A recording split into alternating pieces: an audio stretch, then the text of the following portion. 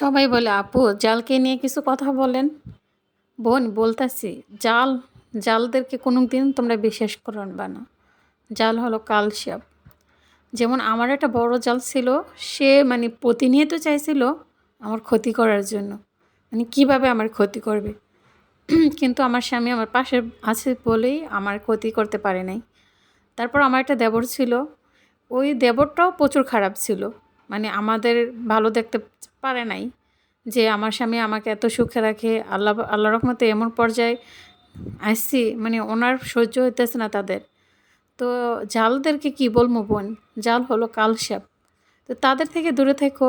আলহামদুলিল্লাহ, আল্লাহর কাছে শুক্রিয়া, তাদের থেকে সেপারেট করে আমার স্বামী এখন আমার স্মরণ রাখে। আলহামদুলিল্লাহ, আল্লাহর শুক্রিয়া যে এখন আমার আল্লাহ রহমতে কোনো কষ্ট নাই। আল্লাহ যে সুখ দিয়েছে আলহামদুলিল্লাহ, যে আজকে এই জায়গা আসতে পারছি, ছেলে মেয়েকে ভালো জায়গায় লেখাপড়া করতেছি, স্বামী ভালো পর্যায়ে আছে। হিংসা মানুষকে শেষ করে দেয়। তাই জান্নাত থেকে দূরে থাকো বোন।